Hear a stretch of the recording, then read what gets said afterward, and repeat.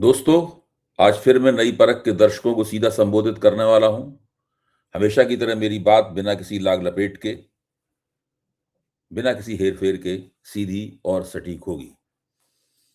दोस्तों, जब तक मेरी आपकी ये बातचीत अपलोड होकर आपके पास पहुंचेगी, उस वक्त तक कुछ खबरें पुरानी पड़ चुकी होंगी। इसलिए मैं उन खबरों को आपके सामने दोहराऊंगा नहीं, केवल आपको ध्यान रहे, एक पृष्ठभूमि बनी रहे, इसलिए उन खबरों का जिक्र कर देता हूं। प्रगति मैदान के भारत मंडपम में इंडिया एआई इम्पैक्ट समिट 16 फरवरी से चल रहा है। 20 फरवरी तक चलेगा। इस इम्पैक्ट समिट में क्या हो रहा है, यह देखकर दुनिया का कोई भी व्यक्ति आश्चर्यचकित हो जाएगा। और जो लोग अंतर्राष्ट्रीय मंच पर भारत की प्रतिष्ठा के लिए चिंतित रहते हैं, वे सिर धुनने पर मजबूर हो जाएंगे। इस इम्पैक्ट समिट में जो एक प्रदर्शनी वाली जगह है, उस प्रदर्शनी वाली जगह पर गलगोटिया यूनिवर्सिटी वालों ने एक चीनी कुत्ता पेश किया। चीन द्वारा बनाया गया एक कुत्ते नुमा रोबो डॉग पेश किया।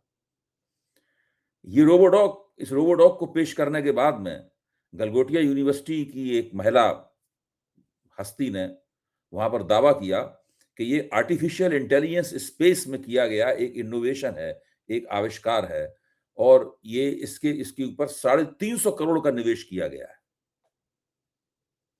जबकि असलियत क्या थी? असलियत ये थी कि वो कुत्ते नुमा रोबो डॉग जो था, वो ऑनलाइन उपलब्ध है, वो चीन का बनाया गया है और 2.5 लाख रुपए में मिलता है। वहां से 2.5 लाख रुपए में वो डॉग खरीदा गया, उसको ओरियन नाम दे दिया गया, और भारत के इंडिया एआई इम्पैक्ट समिट, जिसको एआई का महाकुंभ कहा जा रहा है, वहां पर प्रदर्शनी में पेश कर दिया गया। भारत की नाक पूरी तरीके से कट गई। जब आयोजकों को पता चला, अश्विनी वैष्णव को पता चला, तो उन्होंने जल्दबाजी में गलगोटिया यूनिवर्सिटी को वहां से निष्कासित कर दिया। वो अपना 2.5 लाख रुपए का चीनी कुत्ता लेकर यूनिवर्सिटी वो एआई समिट से बाहर चले गए। दोस्तों, ये गलगोटिया यूनिवर्सिटी वाले कौन हैं? ये एक नई बात है जो मैं बता देना चाहता हूं। ये वही हैं जब 2004 के लोकसभा चुनाव के दौरान नरेंद्र मोदी जगह-जगह घूमकर अपने बेतुके भाषण दे रहे थे कि अगर आपने कांग्रेस को वोट दिया तो मुसलमानों को आपके घर की महिलाओं के मंगलसूत्र दे दिए जाएँगे, आपके घर की एक टॉटी खोल के मुसलमानों को दे दी जाएगी, आपके घर में अगर 3 कमरे हैं, तो 1 कमरा उनको दे दिया जाएगा, आपके घर में अगर 2 भैंसें हैं, तो 1 भैंस उनको दे दी जाएगी। जब वो इस प्रकार के तमाम भाषण दे रहे थे, तब उनके भाषणों के पक्ष में अगर किसी विश्वविद्यालय ने प्रदर्शन करने के लिए अपने छात्रों का इस्तेमाल किया था, तो वो गलगोटिया विश्वविद्यालय के छात्र थे। इससे आप अंदाजा लगा सकते हैं कि किस प्रकार का आर्टिफिशियल इंटेलिजेंस एनवायरनमेंट ये सरकार बना रही है। बहरहाल, मैं फिर से कह रहा हूं, ये खबर पुरानी पड़ चुकी है, इसमें जो नया हिस्सा था वो हमने आपको बता दिया। अब आप एक दूसरी खबर के बारे में भी आपको मैं चलते-चलते एक ज़िक्र करूँगा। ये खबर भी पुरानी पड़ चुकी है। अ, एक सज्जन है, रोबिल रुंगटा। बंगलोर का एक एआई स्टार्टअप है, यूवर्स। वो रोबिल रुंगटा का है। रोबिल रुंगटा भी आए बंगलौर से। उन्होंने उस एक्सपो में अपना स्टॉल लगाने के लिए एक बहुत भारी फीस अदा की। और जब वो उस बात को लेकर खुश थे कि इस स्टॉल के ऊपर जब हम अपना प्रदर्शन करेंगे, तो लोग हमारी एआई संबंधी उपलब्धियों को देख पाएँगे और समझ पाएँगे। इसको इस निवेश से, जो हमने भारी फीस अदा करने का जो निवेश किया है, इससे हमको लाभ होगा। लेकिन जैसे ही श्रीमान नरेंद्र मोदी इस इम्पैक्ट समिट का उद्घाटन करने के लिए आए, पुलिस ने रोमिल रुंगटा और उन जैसे बहुत से स्टार्टअप जो वहां पे स्टॉल लगाने के लिए आए थे, उनको एक्सपो से बाहर निकाल दिया। न केवल उनको 6-7 घंटे के लिए बाहर रखा गया, बल्कि वहां पर जितने भी फूड स्टॉल लगे हुए थे, उन फूड स्टॉल को भी बंद कर दिया गया। अब उस एक्सपो में केवल 2 लोग रह गए। एक तो भारत के प्रधानमंत्री नरेंद्र मोदी और दूसरे आकाश अंबानी। आकाश अंबानी ने वहां बनी हुई एक दैत्याकार स्क्रीन के ऊपर एआई से बना हुआ महाभारत मोदी जी के लिए पेश किया। मोदी जी बड़े ध्यान से उस महाभारत को देखते रहे और उसकी प्रशंसा करते रहे। और बाहर रोमेल रूंगटा और उन जैसे तमाम स्टार्टअप वाले अपना अपना सिर धुनते रहे। जब एक पत्रकार ने वहां रोमेल रूंगटा से पूछा कि अभी तक जो कुछ नुकसान हुआ वो तो अपनी जगह है, आपका आपको जो परेशानी हुई वो अपनी जगह है, आप भूखे प्यासे घूमते रहे वो अपनी जगह है, लेकिन ये तो बताइए कि अभी तक आपने इस समिट में एआई के बारे में क्या जाना? तो इस पर रोमेल रूंगटा का कहना ये था कि मैं भी यही सोच रहा हूं कि अभी तक एआई का जिक्र क्यों नहीं हुआ है इसके अंदर। अभी तक ऐसी कोई घटना नहीं हुई है कि मैं समझूं जिसका एआई के बारे में चर्चा हो रही हो। एक और तीसरी खबर है, वो भी पुरानी पड़ चुकी होगी। शुरू में जब इस समिट की घोषणा हुई थी तो जिन मेहमानों का नाम हमें बताया गया था उनमें एक मेहमान माइक्रोसॉफ्ट के संस्थापक बिल गेट्स भी थे। वही बिल गेट्स जिनका नाम एप्स्टीन फाइलों में खूब जमकर आया है, और न केवल उनका नाम एप्स्टीन फाइलों में ईमेल के जरिए हमें पता चला है, बल्कि नेटफ्लिक्स पर जो एप्स्टीन के बारे में जो एक डॉक्यूमेंट्री चल रही है, उस डॉक्यूमेंट्री में भी जम के बिल गेट्स की तस्वीरें हैं और बिल गेट्स का नाम है। आपको ध्यान होगा कि मैंने नई परख पर सुधींद्र भदौरिया के साथ में इस प्रश्न के ऊपर चर्चा का एक वीडियो बनाया था। उस वीडियो को हजारों लोगों ने देखा और उस वीडियो में हम लोगों ने इस प्रश्न को उठाया था कि जिस आर्टिफिशियल इंटेलिजेंस के जरिए हम एक नई दुनिया बनाना चाहते हैं, उसका समिट जब भारत में हो रहा है, उसका शिखर सम्मेलन जब भारत में हो रहा है, तो उसमें बिल गेट्स जैसे लोगों को क्यों बुलाया जा रहा है, जो इतने भीषण और भयानक कम आयु की बालिकाओं के यौन शोषण के अपराधी और अमेरिका के रजिस्टर्ड सेक्स ऑफेंडर एप्स्टीन के साथ हेलमेल करते हुए और उसकी तमाम गतिविधियों में लिप्त पाए जाते हैं, भारत में आखिरकार उनको क्यों बुलाया जा रहा है? तो अभी तक तो बिल गेट इस एआई समिट में प्रकट नहीं हुए हैं। हालांकि उनका दफ्तर लगातार दावा कर रहा है कि बिल गेट आएंगे और वहां अपना भाषण भी देंगे। भारत सरकार ना इसका समर्थन कर रही है, ना ही भारत सरकार इसका खंडन कर रही है। छोड़िए, अब इन बातों को हम लोग छोड़कर आगे बढ़ते हैं और जरा कुछ और गंभीर बात करते हैं।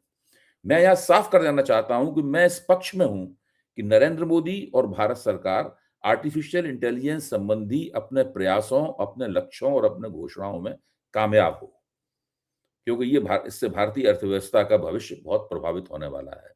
हम लोग इससे बचकर नहीं निकल सकते। सवाल यह है, क्या यह संभव होगा? टाइम्स ऑफ इंडिया ने अपना संपादकीय लिखते हुए एक शीर्षक बनाया है और वो शीर्षक मैं आपके सामने पेश करना चाहता हूं। ये शीर्षक है mission AI impossible. Mission AI impossible. यानी टाइम्स ऑफ इंडिया मानता है कि भारत सरकार जिसको मिशन इंडिया एआई बोल रही है, वो असंभव है। वो भारत के अंदर कामयाब नहीं हो सकता। क्यों कामयाब नहीं हो सकता? इसके कुछ तर्क हैं, महत्वपूर्ण तर्क हैं और महत्वपूर्ण तथ्य हैं। उनके ऊपर जरूर गौर करना चाहिए। मैं सिलसिलेवार आपके सामने रखता हूं। मैं कोई एआई एक्सपर्ट नहीं हूं, मैं आईटी इंजीनियर भी नहीं हूं, मेरी अपनी सीमाएं हैं, लेकिन फिर भी नई परख के दर्शकों के सामने इस बात को रखना बहुत जरूरी है। देखिए, एक एआई मॉडल बनाने के लिए जिस चिप की जरूरत पड़ती है, उस चिप का नाम होता है GPU chip, graphic processing unit. यह एक खास तरह का चिप है जो बहुत ही शक्तिशाली होता है, बहुत महंगा होता है और सारी दुनिया में सबसे ज्यादा चिप अमेरिका में बनते हैं इस तरह के। शायद अमेरिका ही इन चिपों का सबसे बड़ा निर्माता है। जिसको खरीदना होता है वहीं से ऑर्डर देकर उसको खरीदना पड़ता है। एक चिप की कीमत होती है $30,000 आज की तारीख में। आगे जाकर ये बढ़ भी सकता है।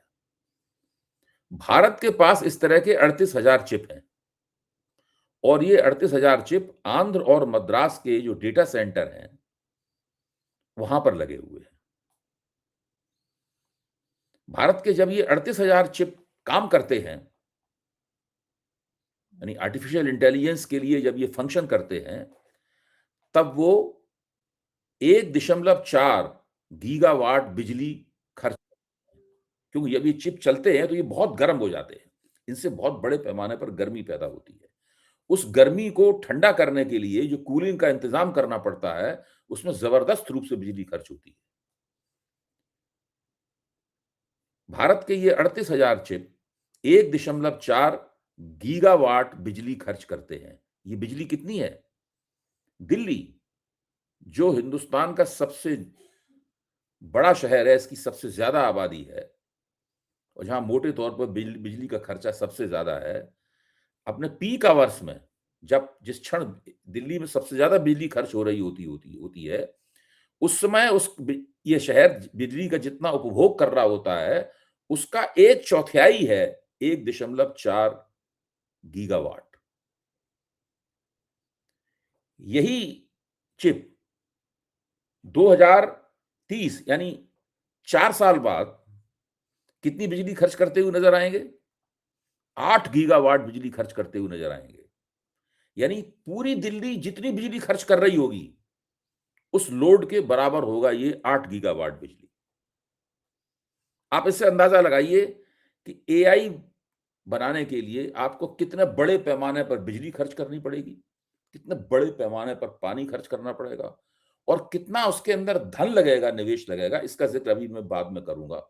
और हम लोग इस पूरे निवेश और खर्चे की चेन पर किस मुकाम पर खड़े हुए हैं, इसकी चर्चा करनी भी यहां बहुत जरूरी है।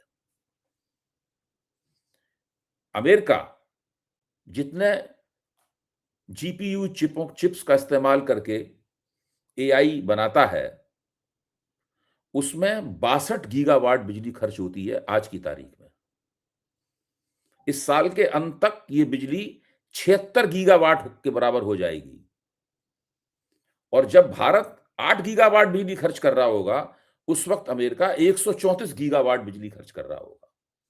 आप इससे अंदाजा लगा सकते हैं कि ये खेल है क्या। और उस खेल में भारत जैसा देश, जो केवल मोदी जी की निगाह में ही विकसित है और विकास विकसित होने की तरफ जा रहा है, जहां पर 80 करोड़ लोगों को मुफ्त अनाज दिया जा रहा है, उस देश में जहां जहां पे प्रधानमंत्री जहां पर भारत सरकार के ई श्रम पोर्टल पर 30 करोड़ श्रमिकों ने अपना नाम दर्ज कर रखा है और उसमें 90% लोग केवल 10,000 रुपए प्रति महीने कमाते हैं।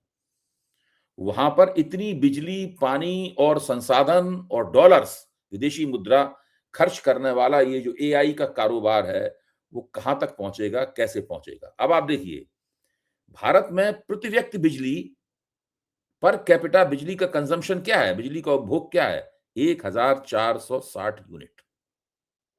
1460 यूनिट। ये प्रति व्यक्ति पर कैपिटा बिजली का जो कंजम्पशन है, बिजली का जो उपभोग है, वो मैक्सिको से आधा है, चीन का 1/5 है और अमेरिका का 1/9 है।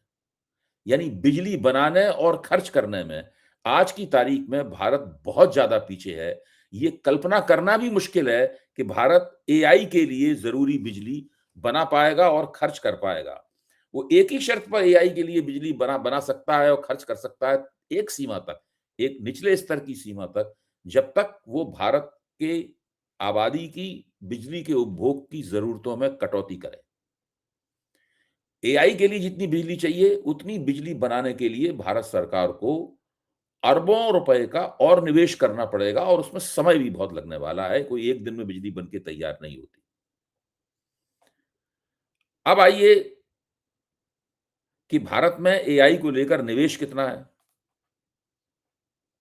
एआई एक ऐसा क्षेत्र है, यहां पे दसियों अरब डॉलर, सैकड़ों अरब डॉलर का निवेश करना जरूरी है। और निवेश बहुत जल्दी-जल्दी करना पड़ता है, लगातार करना पड़ता है, क्योंकि एआई लगातार विकसित हो रहा है। बहुत थोड़े दिन पहले ही शुरू हुआ है, इसने इतनी बड़ी छलांगें भरी हैं, उसके साथ कदम-ताल करना बहुत मुश्किल है। पिछले वित्त वर्ष में भारत के बजट में एआई के लिए 2,000 करोड़ रुपए का आवंटन किया गया। एआई इंडिया मिशन है, उसके लिए 2,000 करोड़ रुपए का आवंटन किया गया। इस साल जब जांच की गई कि उसमें से कितना पैसा खर्च हुआ, तब पता चला कि भारत का जो एआई इंडिया मिशन है, वो केवल 800 करोड़ रुपया खर्च कर पाया है। तब हमारी वित्त मंत्री निर्मला सीतारमन ने वो 2,000 करोड़ रुपए में 50% की कटौती कर दी और 1,000 करोड़ का आवंटन कर दिया। यानी भारत का बजट इस वक्त एआई इंडिया मिशन के लिए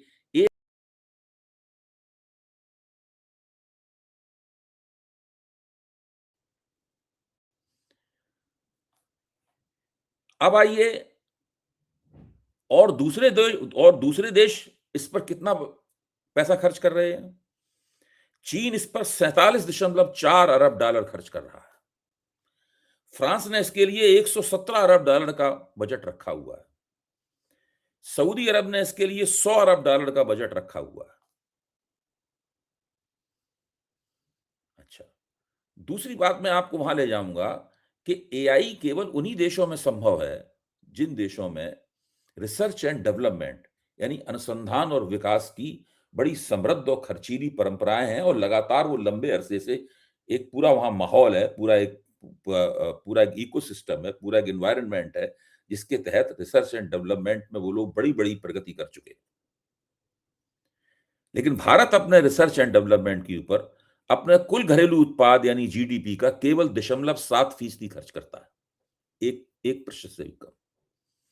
जबकि चीन अपना जीडीपी का, जो कि भारत के जीडीपी से बहुत ज्यादा है, उसका 2.7% खर्च करता है।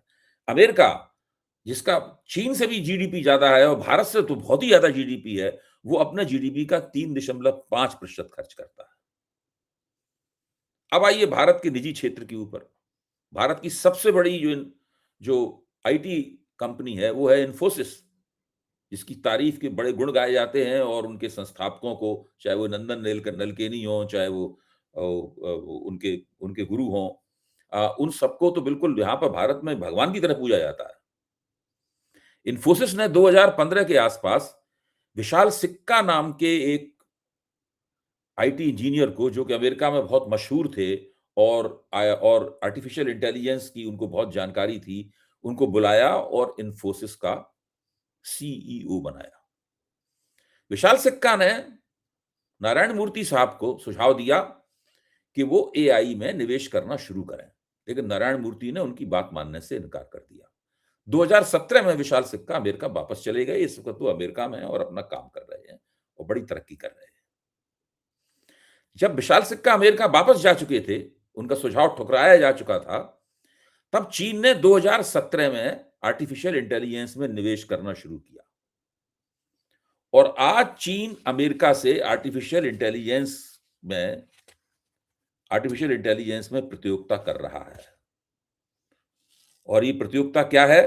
अगर आप स्टैनफोर्ड एआई इंडेक्स पर ध्यान दें तो अमेरिका के पास 40 एआई मॉडल हैं।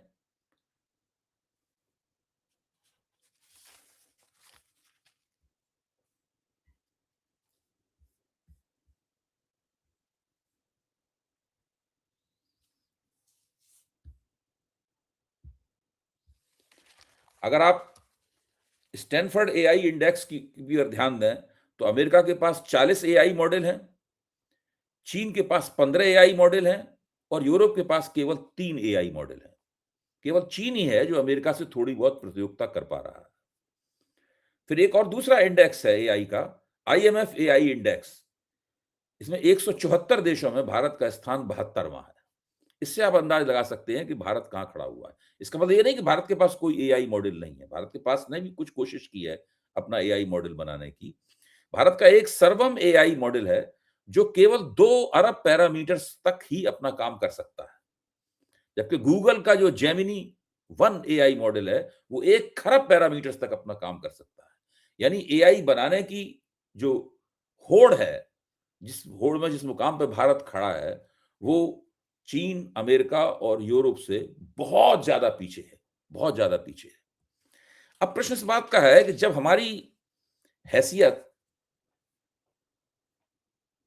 इतनी कमतर है, तब हम लोगों ने प्रगति मैदान में ये एआई इंपैक्ट समिट और एआई महाकुंभ वाला प्रपंच क्यों रचा? यहां हमें लालकृष्ण आडवाणी की बात याद आती। आप कहेंगे आप राजनीति की बात कर रहे हैं, लेकिन जरूरी है, ये बात करना जरूरी है। 2014 में लालकृष्ण आडवाणी ने ये कहा था कि नरेंद्र भाई बहुत अच्छे बहुत अच्छे इवेंट मैनेजर हैं। नरेंद्र भाई का जो पूरा शासनकाल है पिछले 11 साल का, वो इवेंट मैनेजमेंट का एक लंबा सिलसिला है। ऐसे इवेंट मैनेजमेंटों का लंबा सिलसिला जिनसे भारत की अर्थव्यवस्था को, भारत की प्रतिष्ठा को वास्तव में कोई लाभ नहीं हुआ। और सारे के सारे इवेंट मैनेजर केवल एक गुलाबी तस्वीर चलाते हैं एक हैप्पी नैरेटिव चलाते हैं ताकि जनता को वो भेड़ा जा सके। जो प्रगति मैदान के भारत मंडपम में आजकल जो चल रहा है, वो भी इसी तरह का मोदी का एक इवेंट है, एक और फर्जीवाड़ा है।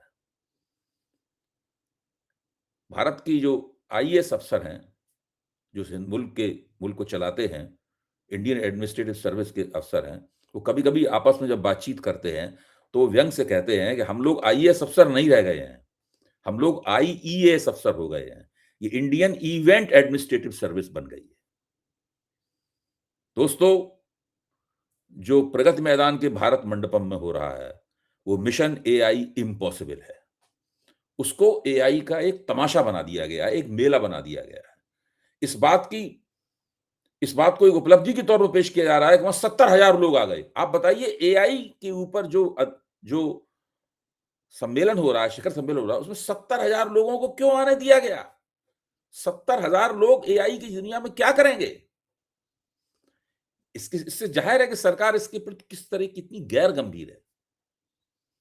और अगर 70,000 लोग एआई का जो एक्सपो था, उस एक्सपो को देखने के लिए आ रहे थे, तो उस एक्सपो को अलग लगाया जाना चाहिए था और उस एक्सपो को लगातार खोले रखना चाहिए था। उस एक्सपो को तो इन्होंने प्रधानमंत्री के आने के बाद बंद कर दिया। पहले दिन तो वो एक्सपो बंद ही बना रहा।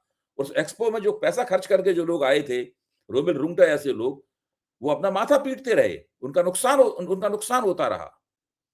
दोस्तों, प्रगति मैदान में जो चल रहा है, वो मोदी का एक और फर्जीवाड़ा है। इसका भारत को कोई लाभ नहीं होने वाला, क्योंकि भारत में ना तो निजी क्षेत्र में कोई रिसर्च एंड डेवलपमेंट होता है। भारत की जो सॉफ्टवेयर कंपनियां हैं, भारत की जो इंफॉर्मेशन टेक्नोलॉजी की कंपनियां हैं, वो दरअसल मेंटेनेंस का काम करती हैं। वो कोई नई चीज बनाती नहीं है, कोई नया आविष्कार नहीं करती हैं।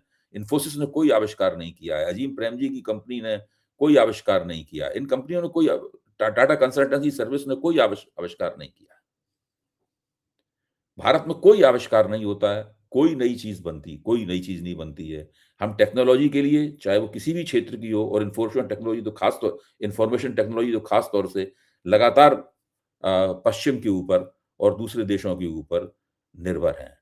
इस समिट के ज़रिए, इस तथाकथित एआई महाकुंभ के ज़रिए एक और गुलाबी तस्वीर, एक और फर्जी तस्वीर भारत की जनता के लिए परोसी जा रही है।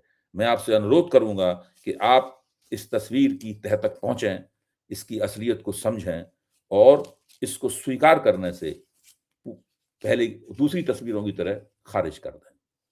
दोस्तों, आज की सीधी बात खत्म करने से पहले मैं आपके अपने चैनल नई परख के बारे में कुछ और भी कहना चाहता हूँ। आप सभी ने नई परख को इतना प्यार दिया है, इसके लिए सभी दर्शकों का तहे दिल से शुक्रिया। अगर आप चाहते हैं कि मैं आपके लिए अलग से कंटेंट बनाऊँ, आपकी टिप्पणियों पर प्रतिक्रिया करूँ या आपके सुझावों पर चर्चा करूँ, तो आप हमारे चैनल के साथ खास तरह से जुड़ सकते हैं। अगर आप नई परख चैनल का हिस्सा बनते हैं, तो आप मेरे वीडियो बाकी सब्सक्राइबरों से 1 घंटे पहले देख पाएँगे। आपकी बातों का मैं जवाब दूँगा, आपके लिए हर दिन स्पेशल शो करूँगा और आपके सुझाव अपने वीडियो में शामिल करूँगा। आज के लिए बस इतना ही। धन्यवाद।